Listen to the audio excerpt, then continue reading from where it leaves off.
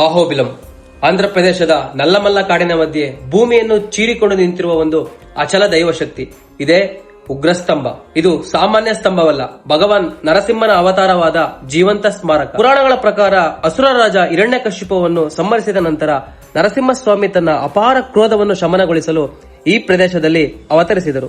ಆ ಕ್ಷಣದಲ್ಲಿ ಈ ಭೂಮಿಯನ್ನು ಚೀರಿಕೊಂಡು ಹೊರಹೊಮ್ಮಿದ ದೈವಶಕ್ತಿಯೇ ಈ ಉಗ್ರಸ್ತಂಭ ಎಂದು ನಂಬಲಾಗಿದೆ. ಬೆಂಗಳೂರಿಂದ ಸುಮಾರು 350 ಕಿಲೋಮೀಟರ್ ದೂರ ಇರೋ ಅಹೋಬಿಲಂ ಕ್ಷೇತ್ರವು ನಲ್ಲಮಲ್ಲ ಅರಣ್ಯದ ದಟ್ಟ ಕಾಡುಗಳು, ಕಲ್ಲು ಬಂಡೆಗಳು, ಬೆಟ್ಟದ ಹಾದಿಗಳು ಮತ್ತು ಶಾಂತ ವಾತಾವರಣದ ನಡುವೆ ಇರುವ ಅಹೋಬಿಲಂ ಟ್ರೆಕ್ ಯಾತ್ರೆ ಒಂದು ಅದ್ಭುತ ಅನುಭವವನ್ನು ನೀಡುತ್ತದೆ.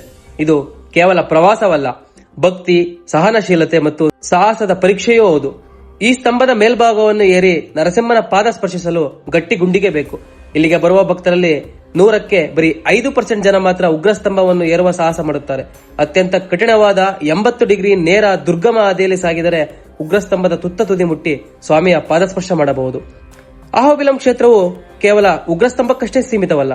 ಇಲ್ಲಿ ಭಗವಾನ್ ನರಸಿಂಹನು 9 ವಿಭಿನ್ನ ರೂಪಗಳಲ್ಲಿ ನೆಲೆಸಿದ್ದಾನೆ. ಅಹೋಬಿಲಂನಲ್ಲಿ ಇರುವ ನವನರಸಿಂಹ ದೇವಾಲಯಗಳು ಈ ಕಾಡಿನೊಳಗಡೆ ಚದುರಿಕೊಂಡಿವೆ. ಕೆಲವು ದೇವಾಲಯಗಳನ್ನು ತಲುಪಲು ಕಷ್ಟಕರವಾದ ಟ್ರೆಕ್ಕಿಂಗ್ ಮರಗಳನ್ನು ದಾಟಬೇಕು. ಕಿರಿದಾದ ದಾರಿಗಳು, ಕಲ್ಲಿನ ಮೆಟ್ಟಿಲುಗಳು, ಸಣ್ಣ ಜಲಪಾತಗಳು ಮತ್ತು ನೈಸರ್ಗಿಕ ಸೌಂದರ್ಯ ಟ್ರೆಕ್ ಅನ್ನು ಇನ್ನಷ್ಟು ಸ್ಮರಣೀಯವಾಗಿಸುತ್ತದೆ. ಕೊನೆಯದಾಗಿ ನನ್ನ ಒಂದು ಕಿವಿ ಮಾತು, ದೇಹದಲ್ಲಿ ಶಕ್ತಿ ಇರುವಾಗಲೇ ಈ ಕ್ಷೇತ್ರಕ್ಕೆ ಭೇಟಿ ನೀಡಿ ನರಸಿಂಹನ ಪಾದಸ್ಪರ್ಶ ಮಾಡಿ. ಧನ್ಯವಾದಗಳು.